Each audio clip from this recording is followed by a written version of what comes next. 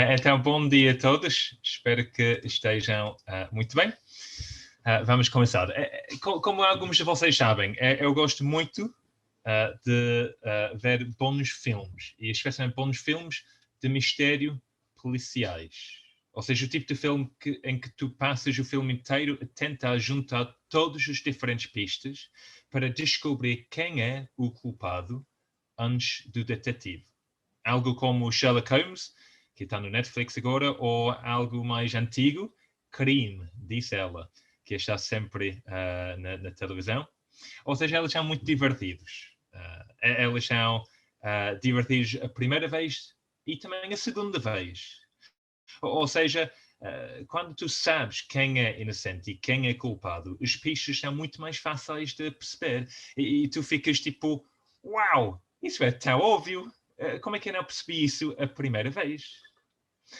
Bem, um dos meus mistérios polícias favoritos é um livro e um filme escrito pela autora Agatha Christie, chamado Um Crime no Expresso do Oriente. E trata-se do famoso detetive belga, Hercule Poirot. Eu não consigo dizer isso no sotaque certo, mas pronto. E o que está a acontecer? Ele estava a viajar no comboio, no Expresso do Oriente, de Istambul a Londres. E durante a viagem, um dos passageiros é encontrado morto, com 12 facadas. E as pistas iniciais apontam para um desconhecido que teria entrado no comboio na paragem anterior, matado o passageiro e fugido. No entanto, essa parecia uma solução simples demais para Poirot. E ele começou a investigar o crime com mais cuidado. E é uma história fascinante, com muitos reviravoltas, enquanto tu tentas de descobrir quem é inocente e quem é culpado. E o final, não vou estragar, não te preocupes, mas o final é muito fixe, então vale a pena ver. Nas últimas semanas, como uma igreja, temos estudado os últimos capítulos do Evangelho de Mateus e hoje estamos em Mateus 27. Jesus já foi traído pelo Judas. Pedro já negou Jesus e os líderes religiosos já entregaram Jesus a Pilatos, na esperança de que ele fosse julgado, culpado e condenado à morte. Então, é aí que a nossa passagem começa, ou seja, a nossa passagem começa no julgamento de Jesus. Então, ao lermos isso juntos agora, quero que imaginemos que somos detetives, Poirot, a investigar o que aconteceu com rigor e com cuidado para descobrir quem é inocente e quem é culpado. Então, vamos abrir Mateus 27, versículo 11, e eu vou ler. Jesus estava em pé ante do governador, e este o interrogou, dizendo: És tu o rei dos judeus? Respondeu-lhe Jesus: Tu o dizes. E sendo acusado pelos principais sacerdotes e pelos anciãos, nada respondeu. Então lhe perguntou Pilatos: Não ouves quantas acusações te fazem? Jesus não respondeu nem uma palavra, vindo com isto a admirar-se grandemente o governador. Ora, por ocasião da festa, costumava o governador soltar ao povo um dos presos, conforme eles quisessem. Naquela ocasião, tinham eles um preso muito conhecido, chamado Barrabás. Estando, pois, o povo reunido, perguntou-lhes Pilatos: A quem querais que eu vos solte? A Barrabás ou a Jesus, chamado Cristo? Porque sabia que, por inveja, o tinham entregado. E, estando ele no tribunal, sua mulher mandou dizer-lhe: Não te envolves com esse justo, porque hoje, em sonho, muito sofri por seu respeito. Mas os principais sacerdotes e os anciãos persuadiram o povo a que pedisse Barrabás e fizesse morrer Jesus. De novo, perguntou-lhes o governador: Qual dos dois querais que eu vos solte? Responderam elas: Barrabás. Replicou-lhes Pilatos: Que farei então de Jesus, chamado Cristo? Seja crucificado, responderam todos. Que mal fez ele? Perguntou Pilatos. Porém, cada vez mais clamavam: seja crucificado! Vendo Pilatos que nada conseguia, antes, pelo contrário, aumentava o tumulto, mandando vir água, lavou as mãos perante o povo, dizendo: estou inocente do sangue deste justo. Fique o caso convosco. E o povo todo respondeu: caia sobre nós o seu sangue e sobre nossos filhos. Então Pilatos lhes soltou Barrabás e, após haver açoitado a Jesus, entregou-o para ser crucificado. Vamos orar. Senhor Deus, nosso Pai, obrigado por este dia e obrigado que temos a oportunidade mais uma vez para estar juntos à volta da Tua Palavra, para aprender de Ti, Senhor. Senhor, nós pedimos que possas ajudar-nos agora, durante os próximos minutos, que Tu possas falar conosco através da Tua Palavra e que nós possamos entendê-la, Senhor. Nós sabemos que verdades espirituais são entendidos numa maneira espiritual. Então, Senhor, pedimos que Teu Espírito Santo possa nos dar entendimento à Tua Palavra e nos aplicar também aos nossos corações. E oramos tudo isso em nome poderoso de Jesus Cristo. Amém. Bem, amigos, então, há muita coisa que está a acontecer aqui no nosso texto. E há muitas pessoas envolvidas. Peço desculpa pelo clip-out, pelas imagens, mas não podia encontrar nada mais. Então, primeiro, temos os líderes religiosos, ou seja, os principais sacerdotes e anciãos, versículo 12, que estão a tentar fazer com que Jesus seja morto. Depois temos Pilatos, o governador de Judeia, versículo 11, que tem o poder e autoridade para julgar Jesus e decidir o que vai acontecer com ele. E também temos a sua esposa, versículo 19, que teve um sonho muito esquisito. Depois nós temos o povo, versículo 15, que tem a opção de libertar um dos dois prisioneiros. Temos desculpa, o povo. Sim, o povo não era assim. O povo era assim, exatamente. Também temos Barrabás, um prisioneiro muito conhecido, versículo 16, que atualmente está prestes a ser morto. E, claro, também temos Jesus, que está a ser julgado. E nós sabemos o que acontece no fim, porque acabamos de ler sobre isso, não é? Ou seja, versículo 26... Jesus é entregue por Pilatos para ser crucificado. Em qualquer situação normal, isso significaria apenas uma coisa: que Jesus foi considerado culpado. Eu acho que foi isso que muitas pessoas pensaram ao vê-lo mais tarde pendurado numa cruz, abandonado, espancado, nu, lutando para respirar, prestes a morrer. Mas, como vamos ver nos nossos versículos, Mateus pinta um quadro bastante diferente. Pois Mateus não apenas nos mostra que Jesus categoricamente não é considerado culpado, mas também ele mostra quem é culpado. E é isso que quero que vejamos esta manhã. Ou seja, o inocente e o culpado. Então vamos começar a considerar Jesus. Então, versículo 11. Jesus estava em pé ante o governador e este o interrogou, dizendo: és tu o rei dos judeus? Respondeu-lhe Jesus: tu o dizes.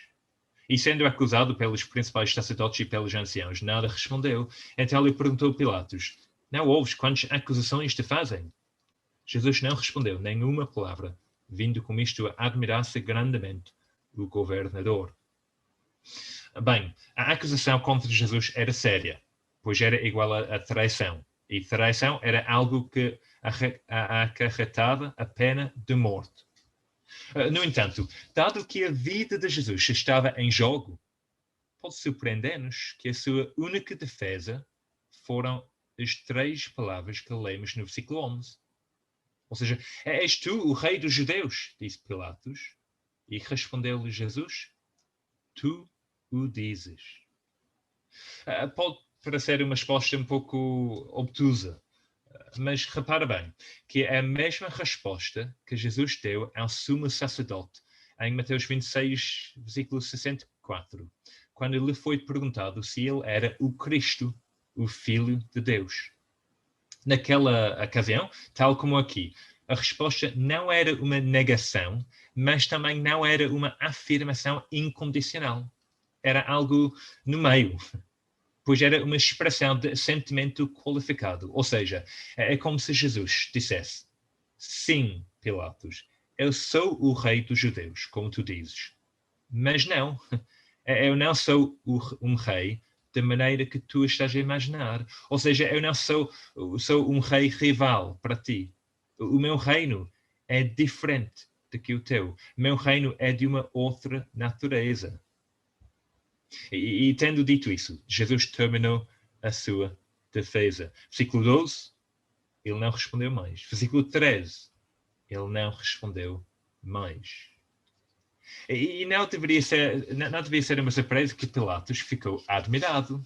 Ou seja, normalmente, num tribunal desse tipo, em que a sua vida estava em jogo, o réu montaria uma defesa furiosa e apaixonada contra todas as acusações e alegações, usando a razão, a lógica e a persuasão, na esperança de ser declarado inocente. Mas Jesus não fez isso. Pois Jesus disse tudo o que ele precisava de dizer, tudo o que precisava de ser dito. Os factos devem falar por si. Ele era inocente. E se Pilatos se desse ao trabalho de investigar, ele ia descobrir isso por si mesmo. Mas não foi apenas Jesus que afirmou a sua inocência. Olha para o versículo 19. Versículo 19. E estando ele, Pilatos, no tribunal, sua mulher mandou dizer-lhe: não te envolves com esse justo, porque hoje, em sonho, muito sofri por seu respeito. Ou seja, lá estava Pilatos, sentado no tribunal, considerando o assunto diante dele. E de repente ele recebe uma mensagem de sua esposa. E sempre vale a pena ouvir a mensagem das nossas esposas, não é? Sempre vale a pena. E esta esposa de Pilatos, ela estava a sofrer por causa de um sonho. Como? Não sabemos. Mas sabemos porquê. Ela estava a sofrer por causa daquele homem justo. Ou seja, por causa de Jesus. Porque ela sabia que Jesus era inocente, justo.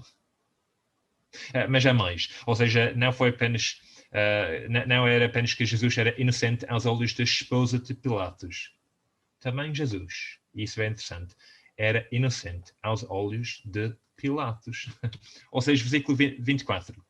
Vendo Pilatos que nada conseguia, antes pelo contrário aumentava o tumulto, mandando vir água, lavou as mãos perante o povo, dizendo: estou inocente do sangue deste justo. Fique o caso convosco. Ou seja, quando chegamos ao versículo 24, Pilatos já tinha tentado libertar Jesus várias vezes. No versículo 17, 21, 22, 23.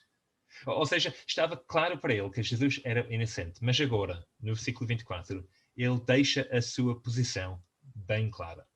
Ele manda vir água e lava as mãos perante o povo, afirmando em termos claros e inequívocos que Jesus era inocente. Amigos, estão a ver o que Mateus está a nos mostrar aqui? Pelas próprias palavras de Jesus, pelo sonho da esposa de Pilatos e pelas palavras e ações do próprio Pilatos, a mensagem é igual. Jesus não fez nada errado. Ele não mereceu a morte. Ele foi investigado oficialmente e oficialmente considerado inocente. Ou seja, Jesus era inocente. Mas agora vamos considerar os principais sacerdotes e os anciãos. Então, os líderes religiosos. Versículo 11, mais uma vez. Jesus estava em pé ante o governador e este o interrogou, dizendo: és tu o rei dos judeus? Respondeu Jesus: tu o dizes. E sendo acusado pelos principais sacerdotes e pelos anciãos, nada respondeu. Ou seja, os líderes religiosos estavam a acusar Jesus de traição. Mas a cena é que, além do facto que a acusação não era válida, também temos que reparar que a acusação aqui era completamente diferente do que elas tinham feito apenas algumas horas antes, depois de prender Jesus. Ou seja, nós vimos isso há 2 semanas, acho eu. Mateus 26, versículo 65, diz o seguinte: Jesus está perante o sumo sacerdote depois de ter preso. Então, o sumo sacerdote rasgou as suas vestes, dizendo: blasfemou! Que necessidade mais temos de testemunhos? Eis que ouviste agora a blasfémia. Que vos parece? Responderam eles: é réu de morte. Ou seja, será que conseguem ver o que está a acontecer aqui? Tendo considerado Jesus culpado de blasfémia, eles agora mudam a acusação para traição. Porquê? Porque eles realmente acham que Jesus é culpado de traição? Claro que não. Mas porque é a única maneira de fazerem com que Pilatos dê a sua autorização para a sua morte. Ou seja, os líderes religiosos não estão preocupados em fazer o que é certo neste momento, muito pelo contrário. Eles estão dispostos a mentir sem vergonha a Pilatos para garantir que um dos seus que é inocente, seja condenado à morte. Mas é mais do que isso. Versículo 17. Estando, pois, o povo reunido, perguntou-lhes Pilatos: a quem querais que eu vos solte? A Barrabás ou a Jesus, chamado Cristo? Porque sabia que por inveja o tinham entregado. Aqui nós chegamos ao cerne do assunto. Porque os líderes religiosos se opuseram a Jesus e o entregaram a Pilatos. Não por causa de blasfémia, não por causa de traição. Na verdade, não foi por causa de qualquer tipo de erro ou pecado da parte de Jesus. Não, ele era perfeito. Mas foi por causa de inveja da parte dos líderes religiosos. Ou seja, elas tinham inveja da sua fama, inveja do seu poder, inveja do seu ensino e da sua autoridade e dos seus milagres e da sua sabedoria. E eles odiavam o facto de que o povo o seguia. E assim, eles entregaram Jesus a Pilatos. E, na verdade, eles fizeram ainda mais do que isso. Versículo 20. Mas os principais sacerdotes e os anciãos persuadiram o povo a que pedisse Barrabás e fizesse morrer Jesus. Ou seja, eles não ficaram contentes com a prisão para Jesus. Eles não ficaram contentes com a humilhação de Jesus. Nem ficaram contentes com Jesus a ser açoitado. Eles queriam-no morto. Custe o que custar.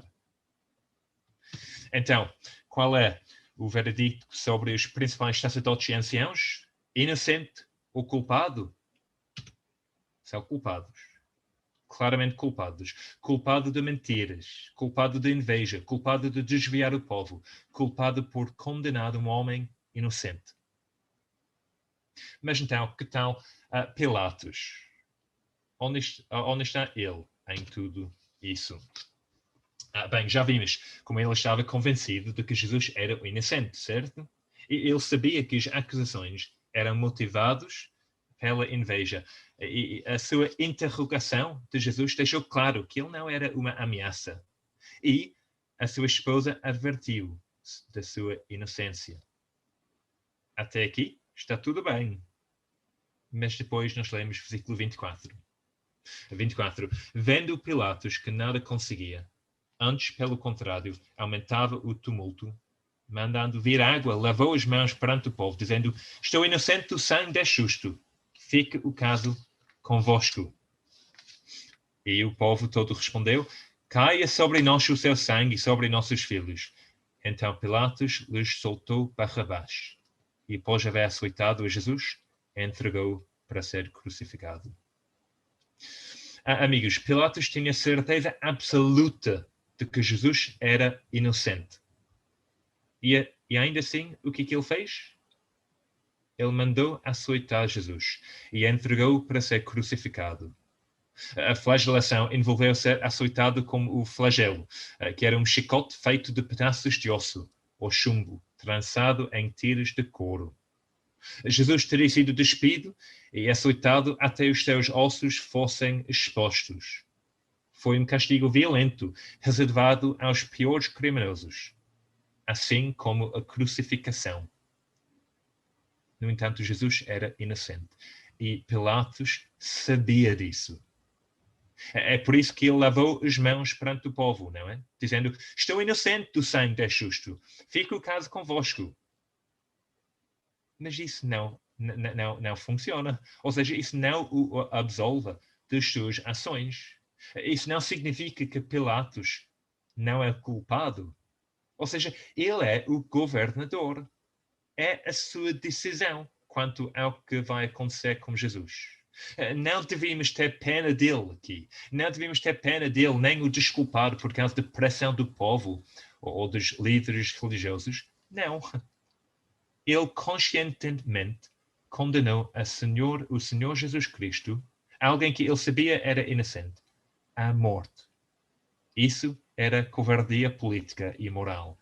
Não foi a justiça. E ele sabia disso. Então Pilatos, onde ele está? Culpado. Culpado. Então o povo, vamos considerar o povo agora. A maioria das vezes, e eu estava a verificar isso esta semana, a maioria das vezes que nós lemos sobre a multidão, ou o povo, no Evangelho de Mateus, é porque eles estão a seguir Jesus. Mas aqui, vemos a sua inconstância e infidelidade. Versículo 20. Mas os principais sacerdotes e os anciãos persuadiram o povo a que pedisse Barrabás e fizesse morrer Jesus. De novo perguntou-lhes o governador, qual dos dois quereis que eu vos solte? Responderam eles, Barrabás. Replicou-lhes Pilatos, que farei então de Jesus chamado Cristo? Seja crucificado, responderam todos. Que mal fez ele? Perguntou Pilatos. Porém, cada vez clamavam mais. Seja crucificado!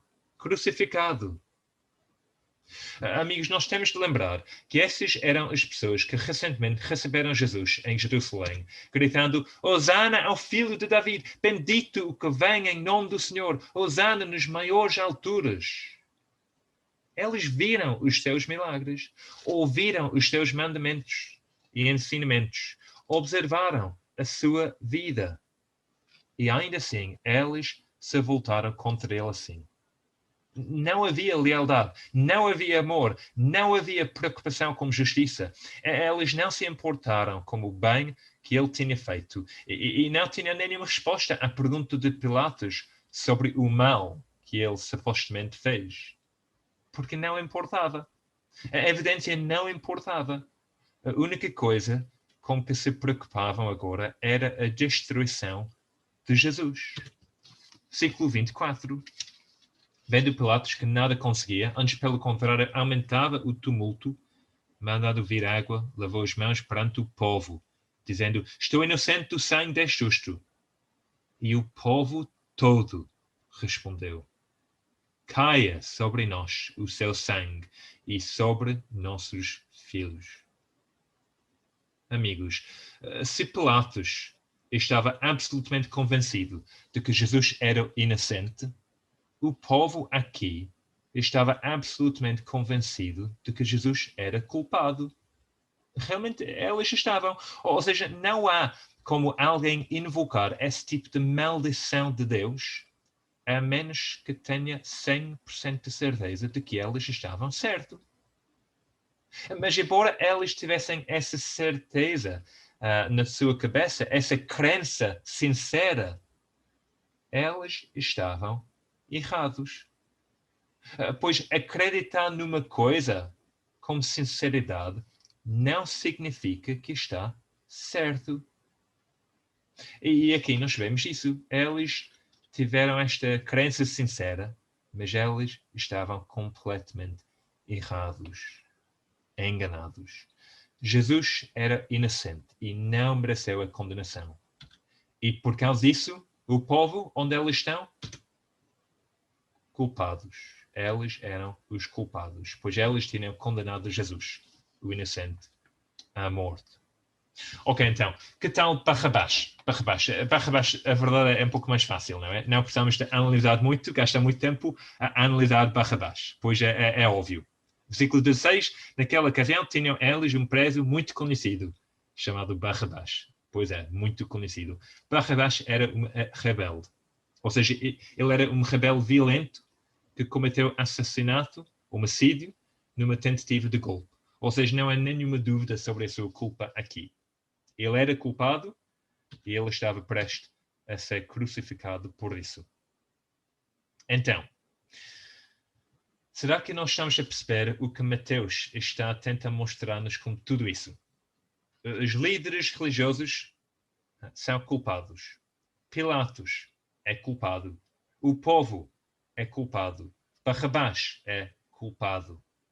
Apenas Jesus é inocente. E esse é o ponto principal aqui.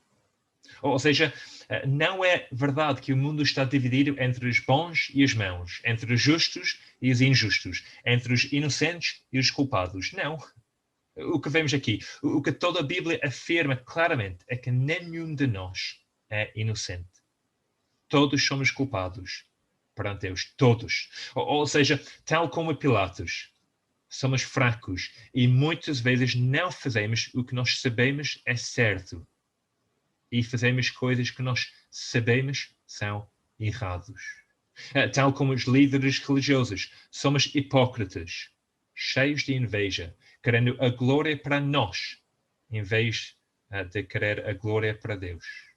Tal como Barrabás, temos feito coisas terríveis nas nossas vidas, coisas que se calhar mais ninguém sabe, mas Deus sabe. E, portanto, nós merecemos a condenação. E tal como o povo, somos tantas vezes infiéis, inconstantes, cegos em relação à verdade, incapazes de perceber a diferença entre um criminoso e o Senhor encarnado. Estão a ver? Ou seja, é importante que nós entendamos isso. Pois até que vejamos isso, até que realmente compreendamos que, de facto, nós somos os culpados aqui, que nós somos aqueles que estão a gritar, crucifica-no, crucifica-no, cada dia, quando escolhemos de rejeitar Jesus no nosso dia a dia. Que somos nós que queremos roubá-lo da sua glória por causa do nosso orgulho. Até que percebamos isso, nunca vamos conseguir entender o Evangelho.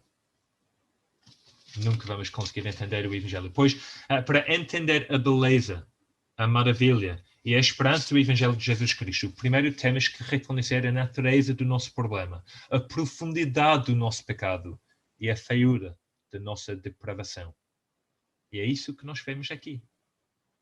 Então, deixe-me perguntar-te, tal como eu tenho perguntado a mim próprio esta semana, será que eu conseguimos perceber isso? Será que nós conseguimos ver o problema do nosso pecado? Será que nós conseguimos reconhecer a nossa culpa perante Deus? Será que conseguimos sentir o peso da nossa culpa, do nosso pecado? Vamos imaginar que precisamos de nos colocar naquela tabela do inocente ou do culpado.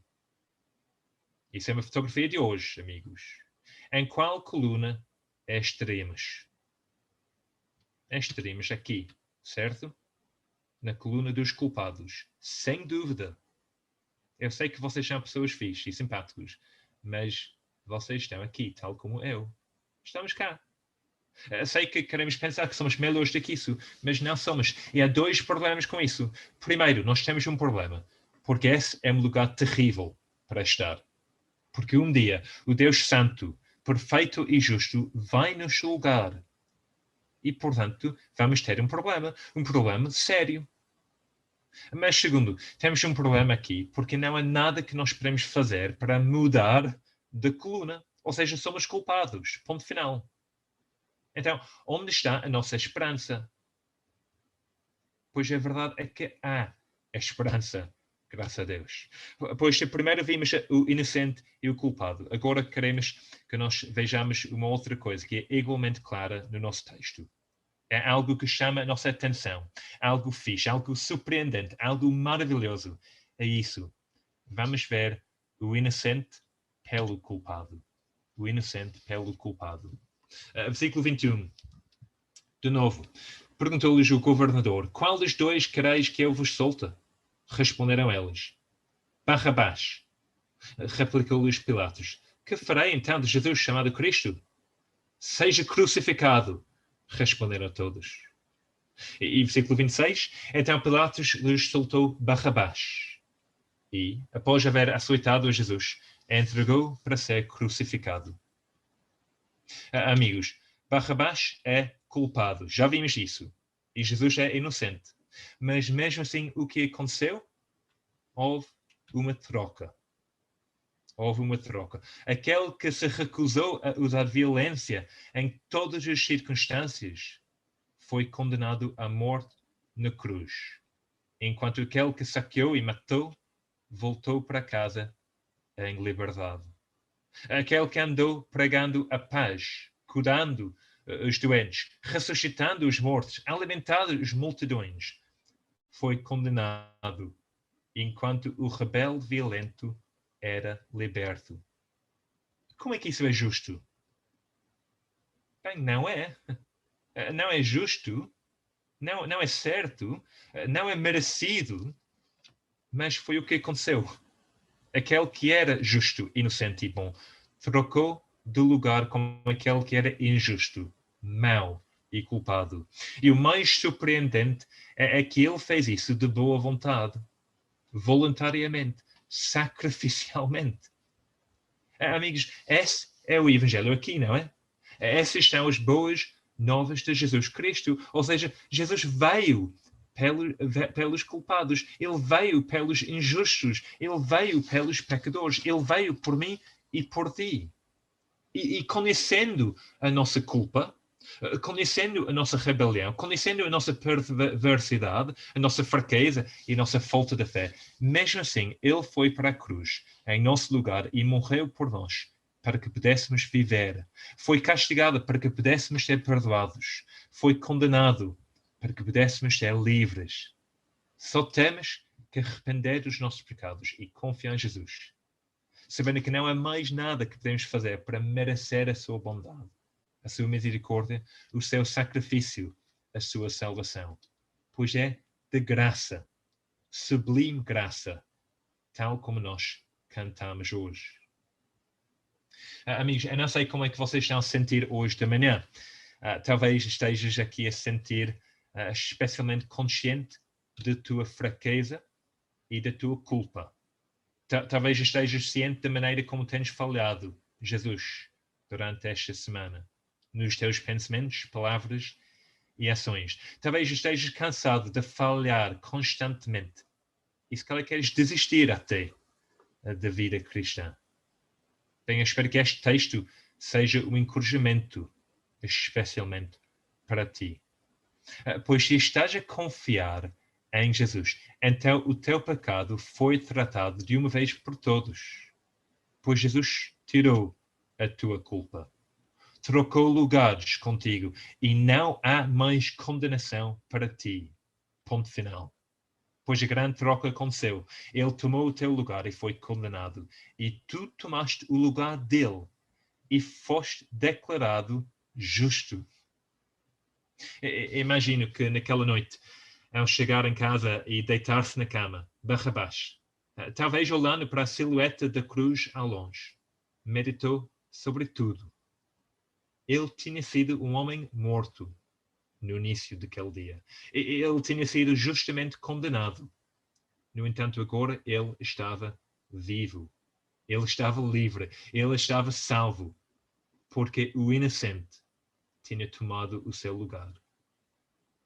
Barrabás deveria ter sido muito grato por Jesus naquela noite, por tudo que ele tinha feito por ele. E se era assim que Barrabás deveria ter respondido, quanto mais nós deveríamos responder com gratidão e louvor ao nosso Deus que fez tudo isso para nós. Pois é por causa dele, por causa daquela troca incrível, que significa que nós estamos seguros, que nós estamos livres, que nós estamos salvos. Eu comecei esta palestra, esta pregação, a falar sobre um crime no Expresso do Oriente. Bem, não quero estragar o filme, mas vou dizer uma coisa. À medida que a investigação desenvolve, uma coisa torna-se muito clara. Não há ninguém inocente naquele comboio. Todos eles têm segredos que querem esconder. Todos eles são culpados de uma forma ou outra. Quando olhamos para o mundo, quando olhamos para as nossas vidas, quando olhamos ao nosso redor e olhamos para a Bíblia, fica claro que que é a mesma coisa conosco. Ou seja, nós também somos culpados. Nós também temos coisas para esconder. Nós temos coisas que pensamos e dizemos e fazemos. Mesmo esta semana, a semana que passou, que ficaríamos envergonhados se elas fossem descobertas. No entanto, há alguém que é inocente. Há alguém que é puro. Há alguém que é perfeito. E o seu nome é Jesus. No entanto, foi ele que foi condenado como o culpado e crucificado como um criminoso. Ele fez isso porque o culpado pudesse ser declarado inocente. O injusto pode ser declarado justo. O pecador pode ser declarado o filho de Deus. Que Salvador nós temos, amigos. Que Deus incrível. Vamos orar. Senhor Deus, nosso Pai, nós queremos reconhecer a nossa culpa perante Ti, Senhor. Quando nós pensamos sobre a semana que passou, quando nós pensamos sobre as palavras que temos dito, os pensamentos nossos, as ações, quando pensamos sobre o nosso egoísmo, o nosso orgulho, o nosso desejo para a glória, a nossa falta de fé, Senhor, nós percebemos que somos culpados. Mas, Senhor, é tão bom que Jesus veio. E Ele veio não para os justos, mas para os injustos, para os pecadores, Senhor. Ele veio para nós. E, Senhor, Ele trocou lugares conosco, Senhor. Ele foi para a cruz e morreu para que nós pudéssemos viver. Então, Senhor, queremos esta manhã dar-te graças pela salvação, pela libertação, pelo perdão que nós temos em Cristo Jesus, por causa da cruz do Calvário. Obrigado, Senhor, que Ele foi para a cruz voluntariamente para nos salvar. Ajude-nos a lembrar isso cada dia das nossas vidas. Ajude-nos, Senhor, a viver para Jesus com gratidão, em obediência aos teus mandamentos, Senhor, como os teus seguidores. Senhor, obrigado pelo Evangelho de graça. Obrigado pela nossa salvação. E queremos dizer tudo isso em nome de Jesus Cristo, o inocente que foi condenado em vez de nós. Amém.